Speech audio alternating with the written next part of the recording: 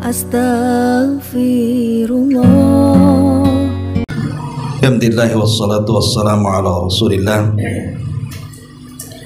wa ala alihi wa sahbihi wa mawalah wa la hawla wa la quwwata illa billahi wa ba'du. Alhamdulillah, di malam hari ini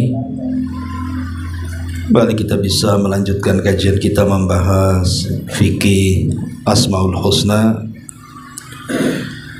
dan kita sudah masuk pada halaman ke-258 dari nama Allah Subhanahu wa Ta'ala Asy-Syahid Ar-Raqib, yang maha menyaksikan dan yang maha mengawasi. Kenapa disebut oleh pengarang dua nama Allah sekaligus, Asy-Syahid dan Ar-Raqib? Karena sebagian para ulama mengatakan makna Asy-Syahid adalah Ar-Raqib. Jadi makna yang maha menyaksikan artinya juga maha mengawasi. Di sini pengarang menyebutkan beberapa dalil dari Al-Quranul Karim. Di antaranya dalam surah Al-Buruj Allah mengatakan wallahu ala kulli syai'in syahid, dan Allah maha menyaksikan segala sesuatu. Kemudian juga disebutkan dalam surah An-Nisa 79-nya wa kafa billahi syahida, dan cukuplah Allah yang menjadi saksi. Di zaman Umar bin Khattab radhiyallahu an terjadi banyak peperangan, terutama ketika melakukan penyerbuan ke negeri Persia dan ditaklukkannya Baitul Maqdis. Ratusan bahkan ribuan kaum muslimin mereka gugur menjadi mati syahid. Sampailah berita ini kepada Umar bin Khattab radhiyallahu an.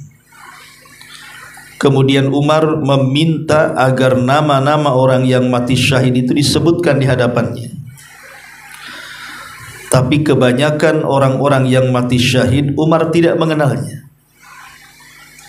Jadi satu persatu orang yang meninggal dalam peperangan itu disebutkan di hadapan Umar, tapi kebanyakan Umar tidak mengenalnya, saking banyaknya kaum muslimin yang mati syahid itu. Tetapi bagi Umar bin Khattab radhiyallahu an, sekalipun kata beliau aku tidak mengenal mereka yang gugur satu persatu dalam peperangan itu, tetapi Allah Subhanahu wa Ta'ala kenal siapa mereka. Maka Umar pun membaca ayat wa kafa billahi syahida, dan cukuplah Allah yang menjadi saksi atas gugurnya mereka. Kemudian juga Allah Subhanahu wa Ta'ala mengatakan dalam surah Al-Hajj ayat 17, innallaha ala kulli syai'in syahid, sesungguhnya Allah menyaksikan segala sesuatu. Dan banyak lagi ayat-ayat yang menyebutkan tentang salah satu nama Allah Subhanahu wa Ta'ala adalah Asy-Syahid. Adapun Ar-Raqib disebutkan dalam surah An-Nisa, innallaha kana 'alaikum raqiba, sesungguhnya Allah selalu menjaga dan mengawasi kamu. Dan Allah mengatakan dalam surah Al-Ahzab 52-nya wa kana Allahu 'ala kulli syai'in raqiba, dan Allah maha mengawasi segala sesuatu. Dan Allah juga mengatakan dalam surah Al-Maidah ayat 117 wa kuntu alaihim syahida ma dumtu fihim falamma tawaffaitani kunta antar raqib alaihim wa anta ala kulli syai'in syahid.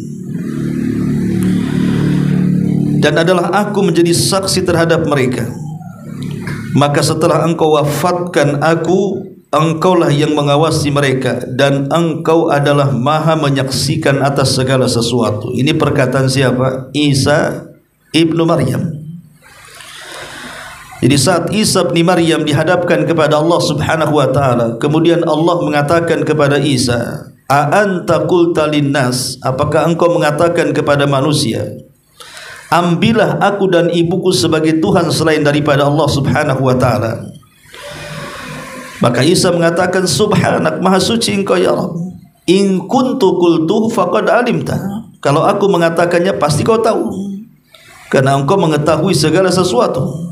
Sampai kepada ayat, "Wa kuntu alaihim syahida ma dumtu fihim."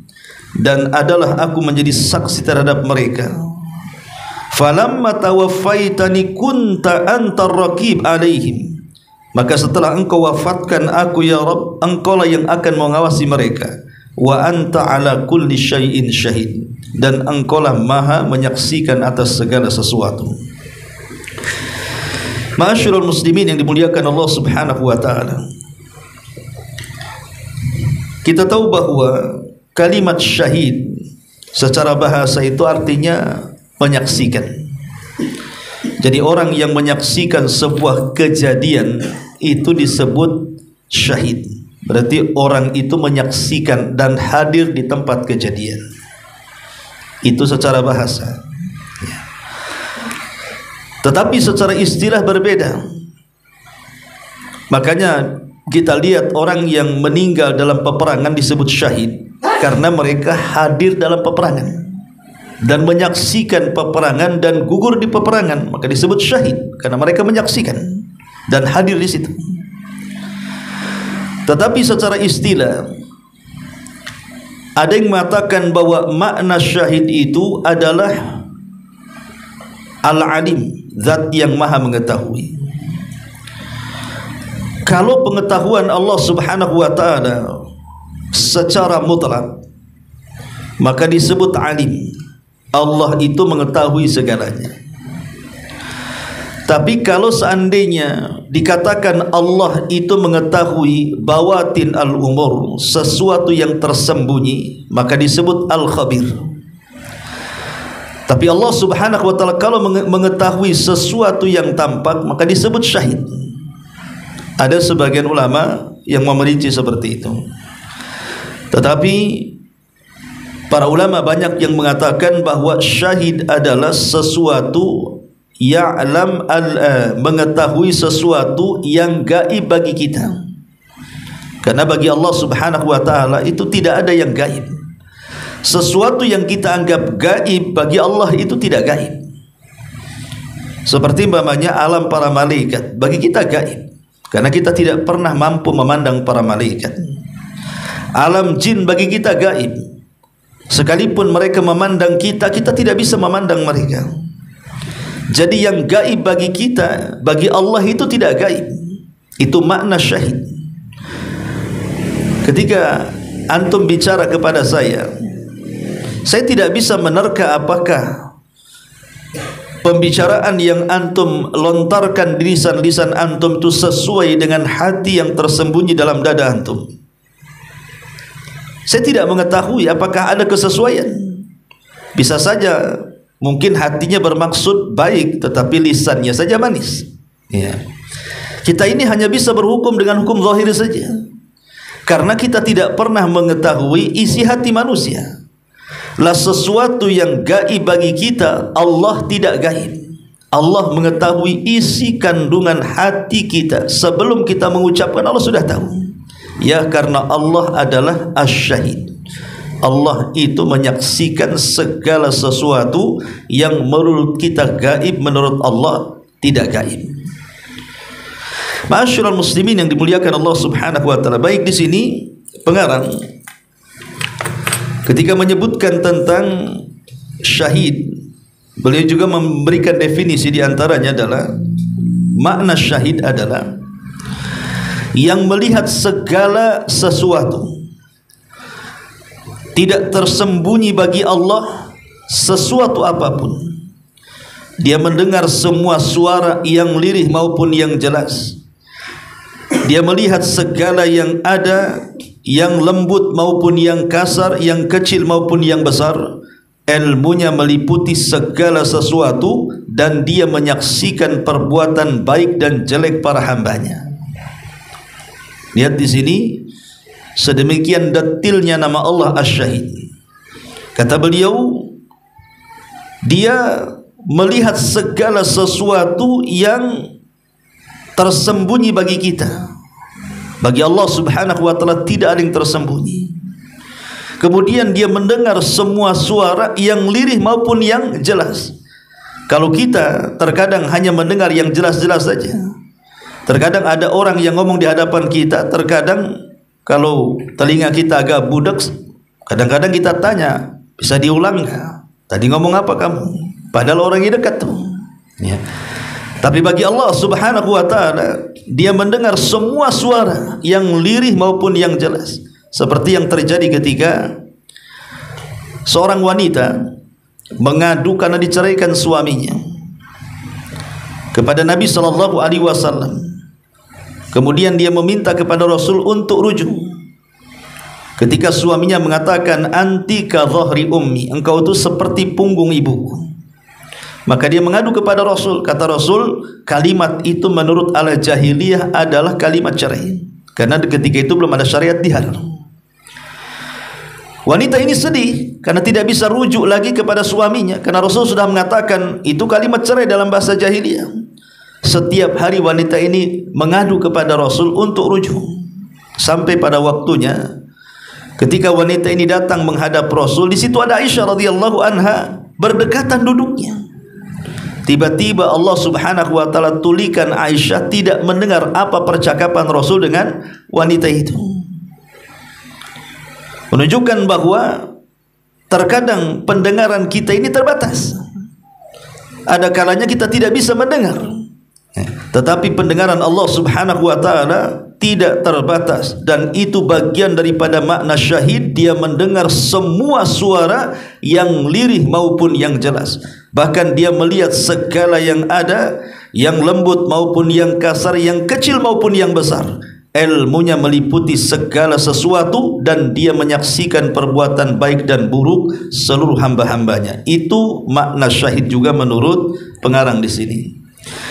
Adapun ar-raqib, kata beliau, maknanya adalah yang melihat apa yang dirahasiakan di dada-dada manusia, serta yang mengawasi apa yang dilakukan oleh setiap jiwa. Dialah yang menjaga semua makhluk, memperjalankan dengan sebaik-baiknya ketentuan dan peraturan. Dia mengawasi apa yang bisa dilihat dan penglihatannya yang tidak ada satu apapun tersembunyi baginya, serta mengawasi ucapan makhluk dengan pendengarannya yang meliputi segala sesuatu, dan dia mengawasi semua makhluk dengan ilmunya yang meliputi segala sesuatu. Ya, hampir mirip-mirip saja makna ar-raqib dengan kalimat asy-syahid. Ma'asyiral muslimin wal muslimat rahimakumullah. Di zaman Nabi sallallahu alaihi wasallam atau di zaman para sahabat Nabi sallallahu alaihi wasallam, ada kisah dari Abdullah ibn Umar radhiyallahu anhu. Jadi satu hari Abdullah ibn Umar sedang jalan-jalan di padang pasir. Kemudian marra bira'il ghanam.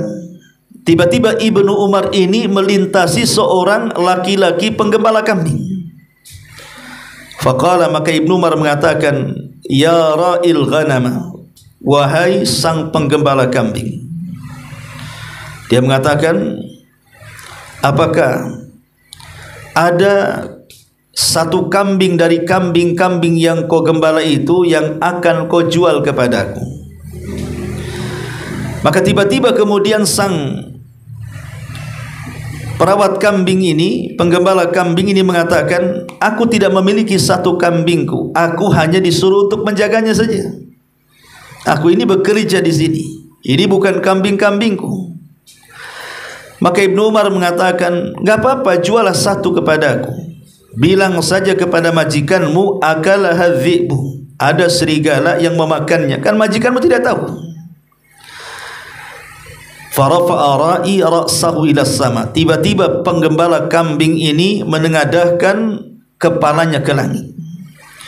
Kemudian mengisyaratkan tangannya ke langit dan mengatakan, "Ya fulan," maksudnya wahai Ibnu Umar. "Fa aina Allah?" Lalu di mana Allah Subhanahu wa taala? Di mana Allah? Fabaka Ibnu Umar, maka Ibnu Umar pun kemudian menangis. Padahal dia sedang menguji saja, menguji penggembala kambing di sini. Lah ketika kemudian perkataan penggembala kambing di hadapan Umar, "Fa aina Allah?" Lalu di mana Allah? Mungkin aku bisa saja berdusta kepadamu bahwa salah satu kambingku dimakan serigala. Tapi mungkinkah aku berdusta kepada Allah sementara dia menyaksikan diriku? Lalu di mana Allah? Ya. Maka Ibnu Umar pun melihat kejujuran hamba ini, penggembala kambing ini, bertanya, "Siapa tuanmu?" Akhirnya dicari tuannya. Setelah kemudian berjumpa, maka Ibnu Umar mengatakan, "Sebaiknya budakmu jual kepadaku." Setelah kemudian tawar-menawar, akhirnya dijualah budak ini kepada Ibnu Umar. Maka Ibnu Umar pun kemudian memerdekakan budak ini dan membebaskannya. Kisah ini menunjukkan pelajaran kepada kita bagaimana sang penggembala kambing ini mengajarkan bahwa Allah itu salah satu namanya Asy-Syahid. Dia adalah zat yang maha menyaksikan. Lahirlah sifat muraqabah di sini, bahwa kita merasa diawasi oleh Allah Subhanahu wa taala. Atau kisah ayahnya Ibnu Umar, Umar bin Khattab radhiyallahu an, ketika menjadi khalifah. Kisah yang makruf yang sering kita ceritakan. Saat malam-malam dia sedang berputar-putar.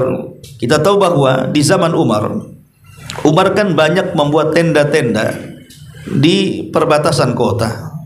Untuk apa tenda-tenda ini dibuat oleh Umar? Untuk orang-orang yang mengadu nasib dari daerah-daerah yang mereka mencari pekerjaan ke kota. Jadi oleh Umar difasilitasi dengan dibuatkan tenda-tenda, kemudian lampu sekedarnya. Dan itulah kemakmuran di zaman Umar bin Khattab radhiyallahu anhu. Betul-betul memperhatikan rakyatnya. Jadi di malam hari Umar ini berkeliling ke tenda-tenda yang ada di perbatasan kota itu. Anggaplah Umar memberikan aturan bahwa dari jam sekian ke jam sekian lentera boleh dinyalakan. Tapi kalau sudah jam sekian di malam hari wajib untuk dipadamkan, karena itu fasilitas negara. Ya. Rupanya ada salah satu tenda itu yang masih menyala, sehingga Umar ini kemudian penasaran kenapa tenda yang satu ini masih menyala, harusnya sudah dipadamkan. Maka didekatilah kemudian oleh Umar bin Khattab radhiyallahu an. Rupanya ada perbincangan dalam tenda ini seorang ibu dengan anak putrinya. Sang ibu ini mengatakan kepada putrinya, "Nak, besok kita akan jualan air susu. Sebaiknya kita campur air susu ini dengan air mineral supaya banyak dan juga keuntungannya melimpah." Jadi ibu ini hendak curang mengatakan kepada anaknya seperti itu. Tetapi kemudian anak putrinya ini rupanya wanita salihah. Dia mengatakan kepada ibunya dan mengatakan, "Tidak boleh curang wahai ibunda, karena aturan Amirul Mukminin Umar bin Khattab sudah jelas. Tidak boleh ada curang dalam dagang." Ibunya mengatakan, "Wahai anakku, bukankah Amirul Mukminin Umar bin Khattab tidak tahu? Kalaupun kita mencampur air susu dengan air mineral, kan dia enggak tahu." Kemudian putrinya mengatakan, "Wahai ibunda, sekalipun Umar tidak tahu, sekalipun khalifah tidak tahu, tetapi dia punya Rabb, dia punya Tuhan. Pastilah Tuhannya Umar ibn Khattab radhiyallahu anhu juga Tuhan kita dan mengetahui kita." Lah Umar ibn Khattab radhiyallahu anhu yang mendengarkan percakapan itu di luar tenda, dia takjub ya atas kejujuran wanita itu. Makanya dia langsung pulang. Kemudian dia mengumpulkan anak laki-lakinya dan mengatakan, "Siapa di antara kalian yang siap menikah?" Kemudian adalah salah satu putra Umar namanya Qasim ibnu Umar, saudara daripada Ibnu Umar radhiyallahu anhuma. Dia mengatakan, "Saya wahai abi."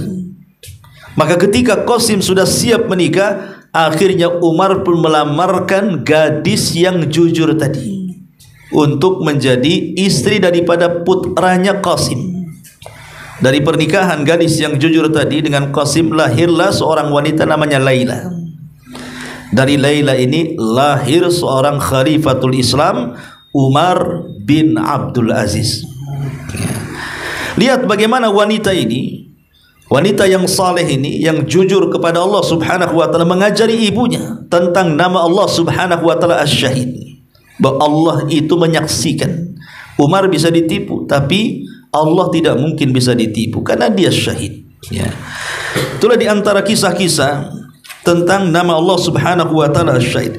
Tetapi sering saya ulang-ulang bahwa ketika kita mempelajari nama Allah Asy-Syahid, Ar-Raqib, dan nama-nama Allah yang sudah kita pelajari, ya, tentu yang paling penting dari mempelajari nama Allah dan sifatnya itu adalah pengaruh keimanannya apa. Kita mempelajari nama-nama Allah itu pengaruh bagi kehidupan kita apa sebenarnya. Ini yang penting, ya. Asar imannya apa? Yang pertama, bahwa ketika kita mempelajari nama Allah Asy-Syahid, bahwa dia zat yang maha menyaksikan, bahwa dia zat yang maha mengawasi, maka pertama, an yastahdhiral abdu syuhudallahi lahu, menghadirkan dalam kehidupannya, atau seorang hamba menghadirkan dalam kehidupannya seolah-olah dia menyaksikan Allah subhanahu wa ta'ala. Karena Allah melihat kita, mendengar kita, seolah-olah kita melihat Allah subhanahu wa ta'ala. Dan itulah yang disebut dengan darajatul ihsan. Ingat ketika Nabi SAW ditanya oleh Jibril, apa itu ihsan? Apa kata Rasul? An ta'budallah ka'annaka tarah. Engkau beribadah kepada Allah seolah-olah engkau melihatnya.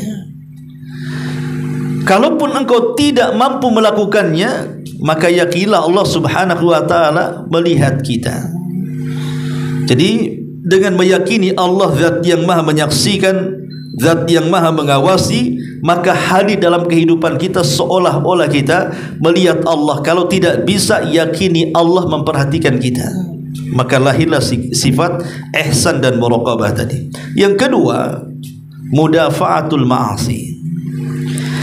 Ketika kita yakin bahwa Allah menyaksikan, ketika kita yakin bahwa Allah mengawasi, maka minimalnya kita bisa menekan maksiat.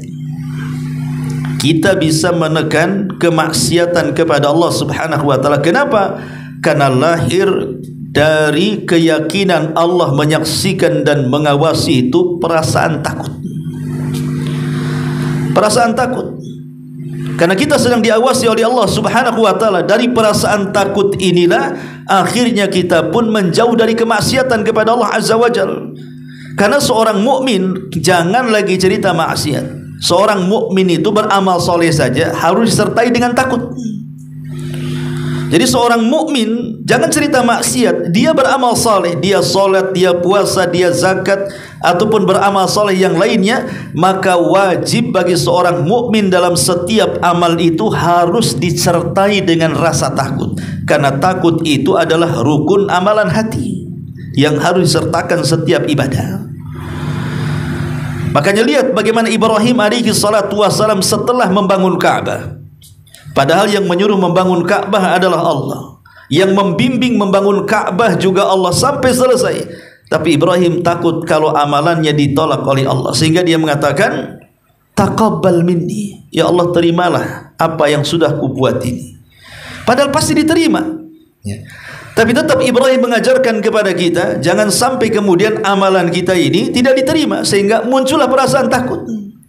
Karena amalan kita ini disaksikan oleh Allah subhanahu wa ta'ala, apalagi kalau kita berbuat maksiat. Ini yang kedua. Yang ketiga, dawamul istiqamati. Dengan meyakini Allah itu menyaksikan kita, mengawasi kita, maka timbullah istiqamah dalam kehidupan kita. Timbullah istiqamah, ya. Kenapa? Lianna syahadatallahi wa muraqabatahu daimatun. Karena ketika Allah menyaksikan kita dan Allah mengawasi kita, maka itu terus menerus. tidak siang, tidak malam, setiap hembusan nafas kita disaksikan oleh Allah. Makanya kemudian kita menjadi orang yang istiqomah, karena kita yakin Allah tidak ngantuk apalagi tidur. Dia akan terus mengawasi kita. Maka lahirlah istiqomah. Kemudian yang keempat, tazkiyatul nafsi wa taharatul qalbi. Ketika kita yakin Allah menyaksikan kita, Allah mengawasi kita, maka kita berusaha untuk mensucikan atau membersihkan jiwa dan membersihkan hati-hati kita. Dan yang terakhir, yang kelima, dengan meyakini Allah Maha menyaksikan dan mengawasi itu, an natakhallaq bi khuluqis syahadati bil haq. Kita berakhlak dengan akhlak supaya kita senantiasa bersaksi dengan kebenaran. Ya. Ini minimalnya 5 perkara ini menjadikan asar keimanan kita. Atau boleh juga ditambah kasratut ta'at, dengan meyakini bahwa Allah menyaksikan dan mengawasi kita, akhirnya kita rajin melakukan ketaatan dan menjauhi kemalasan dalam beribadah kepada Allah Subhanahu wa taala. Karena dikatakan oleh Ibnu Atha, dia mengatakan afdalut ta'ati muraqabatul haq ala dawamil awqat. Dia mengatakan seafdol-afdolnya ketaatan adalah seseorang merasa diawasi ketika menjalankan kebenaran dengan memanfaatkan waktu-waktu untuk beribadah kepada Allah Azza wa Jalla. Ma'asyiral muslimin yang dimuliakan Allah Subhanahu wa taala, intinya di sini bahwa banyak manfaat dengan meyakini Allah menyaksikan dan Allah mengawasi. Karena begini ikhwan, 2 nama Allah ini saja kalau kita praktekkan dalam kehidupan kita sehari-hari, ini cukup menjadikan manusia itu terlahir menjadi manusia yang baik, manusia yang disiplin, manusia yang jujur, yang amanah, dan begitu seterusnya. Masalahnya, terkadang ketika kita ini mengimani tentang nama-nama Allah Subhanahu wa taala, itu hanya sebatas wujudnya Allah. Tapi mahanya Allah terkadang jauh panggang dari api kita ini mengimaninya. Kalau seandainya kita katakan, saya yakin, saya, antum atau siapapun meyakini Allah Subhanahu wa taala itu Maha menyaksikan dan Maha mengawasi, saya kira yakin, seorang mukmin pasti yakin dan percaya Allah itu zat yang Maha menyaksikan kita semuanya, bahkan Maha mengawasi kita semuanya. Tapi masalahnya tidak semua orang Islam yang meyakini Allah Maha menyaksikan, yang meyakini Allah Maha mengawasi, dia merasa yakin bahwa dia diawasi, dia sedang disaksikan oleh Allah Subhanahu wa taala. Kalau seandainya setiap muslim itu yakin Allah Maha menyaksikan, kemudian dalam hatinya merasa disaksikan, atau dia yakin bahwa Allah Maha mengetahui dan mengawasi, dan dia pun merasa diawasi, saya yakin orang itu tidak mungkin melakukan kemaksiatan, kan? Karena merasa diawasi masalahnya. Pasti gerak-geriknya pun akan dijaga dia.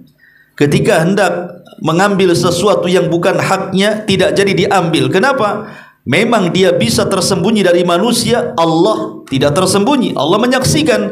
Sehingga dalam hatinya merasa disaksikan, Allah mengawasi, dalam hatinya merasa diawasi, tak jadi dia mengambil. Jadilah dia orang jujur akhirnya, kan? Itu 1 nama ini saja, atau 2 nama Asy-Syahid Ar-Raqib saja, kalau seandainya diamalkan, orang itu sudah jadi baik sebenarnya. Tidak ada kisahnya di kantor itu orang malas kerja, orang yang maling waktu gitu kan, saat gajian minta disempurnakan, saat kerja leha-leha pula dia. Ketika bosnya marah, tersinggung dia. Ketika gajinya dikurangi, marah dia. Kan ada orang yang kayak gitu. Nggak mungkin lah dia mencuri waktu, tidur-tidur enak-enak. Kalau ada pengawas dia rajin, ketika nggak ada pengawas duduk-duduk. Kenapa? Walaupun manusia bisalah dia bohongi, tapi Allah kan tidak bisa dibohongi. Allah mengawasi kita, Allah menyaksikan kita. Tidak mungkin ada orang yang malas-malas untuk bekerja. Pasti dia akan rajin, kan itu amanah. Ya. Tidak mungkin juga ada orang korupsi. Kenapa terjadi korupsi di negara kita ini? Bahkan boleh dikata sudah akut gitu ya. Bukan hanya dulu ada namanya BPK, ada namanya KPK, macam-macam tuh badan pengawas tuh. Kenapa terjadi adanya pengawasan coba? Karena hilangnya kejujuran di bangsa kita ini. Ngapain coba? Kan sudah ada pengadilan, sudah ada polisi, dibentuk lagi badan-badan pengawas keuangan, menunjukkan bahwa kejujuran di negeri kita ini sudah krisis. Karena harus dibentuk badan-badan pengawasan masalahnya. Kalau seandainya warga negara Indonesia yang ditanamkan tentang tauhid nama dan sifat bagi Allah, cukup ditanamkan sifat syahid dan raqib, bahwa Allah itu menyaksikan dan Allah itu mengawasi, tidak perlulah dibentuk badan-badan itu. Kenapa? Karena setiap dia hendak maling, dalam hatinya, ya manusia bisa dibohongi, tapi Allah menyaksikan dia, Allah memperhatikan dia, jadi dia ngambil. Lah inilah yang kemudian saya katakan dari awal, krisis tentang pemahaman terhadap nama-nama Allah Al-Husna. Kita ini setakat mengimani Allah itu pada wujudnya saja, tidak sampai kepada maha Allah Subhanahu wa ta'ala. Padahal maha itu penting diimani, supaya tertancap apa sih keinginan ketika Allah itu memiliki nama Asy-Syahid dan Ar-Raqib tadi. Apalagi kalau semua nama diamalkan, maka manusia akan terlahir menjadi manusia-manusia yang baik, yang jujur, amanah, disiplin, dan begitu seterusnya. Karena kalau bicara tentang nama Allah yang sifatnya jamalah, maka kita harus berakhlak dengan sifat itu. Lain kalau nama Allah sifatnya itu jalalah, keagungan, maka kita harus berakhlak dengan kebalikannya. Contoh namanya Allah itu mutakabbir, Allah itu zat yang maha sombong. Jangan pula kita sombong, maka kita berakhlak kebalikannya. Kebalikan sombong apa? Tawadhu, kan itu ya, berendah diri, berendah hati gitu. Tapi kalau nama Allah itu umpamanya Ar-Rahim, Al-Ghafur, maka kita harus mengikuti nama itu sesuai dengan namanya. Allah Maha Pengampun, maka jadilah kita pemaaf. Allah Maha Penyayang, jadilah kita pengasih, dan begitu seterusnya. Termasuk Asy-Syahid juga Ar-Raqib. Ya, di balik dua nama ini tentu ada faedah yang luar biasa. Ma'asyiral muslimin yang dimuliakan Allah Azza wa Jalla, kata beliau di sini, barang siapa yang merenungkan makna dua nama ini, dia akan mendapatkan di antara keduanya terdapat kesamaan. Oleh karena itu Syekh Abdurrahman As-Sa'di rahimahullah ta'ala berkata, Ar-Raqib dan Asy-Syahid itu bersinonim. Keduanya menunjukkan bahwa Allah dengan pendengarannya, dengan penglihatannya, dengan ilmunya meliputi segala ucapan, perbuatan, dan segala sesuatu yang nampak maupun yang tersembunyi. Dialah yang mengawasi apa yang terlintas dalam benak-benak manusia dan apa yang bergetar dalam pandangan manusia, terlebih lagi hal yang nampak dengan amalan perbuatan. Allah mengatakan, Innallaha kana 'alaikum raqiba wallahu 'ala kulli syai'in syahid. Sesungguhnya Allah selalu menjaga dan mengawasi, dan Allah Maha menyaksikan segala sesuatu. Oleh karena itulah kata beliau, perasaan seorang hamba akan pengawasan Allah merupakan semulia-mulianya amalan batin yang Allah meliputinya dengan ilmunya. Jika seorang hamba tersebut merasakan hal ini di setiap keadaan, maka ini akan menjadikan sebagai penjaga batinnya dari setiap pemikiran dan niat yang dibenci dan dimurkai oleh Allah, dan dari setiap ucapan perbuatan yang lahir yang dapat mendatangkan siksa, dan dia akan benar-benar meraih derajat ihsan dalam beribadah, yaitu dia beribadah kepada Allah seolah-olah dia melihat Allah, dan jika dia tidak bisa melihatnya maka yakini Allah melihatnya. Tadi ketika kita menjelaskan tentang pengaruh keimanan itu, salah satunya apa? Tazkiyah li nafsi, kan? Bahwa di antara pengaruh nama Allah Asy-Syahid dan Ar-Raqib itu kita bisa membersihkan jiwa. Karena setiap jiwa kita ini terbentik untuk melakukan kejahatan. Karena kita tahu bahwa jiwa manusia itu kan ammaratun bisu, senantiasa memerintahkan untuk berbuat keburukan. Itu memang jiwa manusia seperti itu. Makanya kenapa ada dosa yang disebut dengan syahwat. Syahwat itu sumbernya nafsu. Lain dengan syubhat, itu sumbernya setan. Ya. Jadi kalau seandainya jiwa ini senantiasa memerintahkan sebuah keburukan, kemudian dia meyakini bahwa Allah zat yang maha menyaksikan dan zat yang maha mengawasi, maka tidak mungkin hati ini juga akan memiliki niat yang jahat untuk melakukan kemaksiatan kepada Allah. Kenapa? Karena Allah saksikan dan Allah tahu sampai ke dalam hati kita. Akhirnya kemudian dia pun berusaha untuk membersihkan hatinya. Ma'asyiral muslimin wal muslimat rahimakumullah. Lah di sini juga beliau menyebutkan banyak sekali dalil-dalil tentang yang menopang dari nama Allah Asy-Syahid dan juga Al-Alim. Wallahu a'lam bishawab. Ini di antara kandungan nama Allah Asy-Syahid dan Ar-Raqib, lebihnya bisa antum baca, hanya meringkas dari apa yang sudah beliau catat di sini. Taib, sampai di sini. Sebelum saya tutup, kalau ada yang mau bertanya silakan.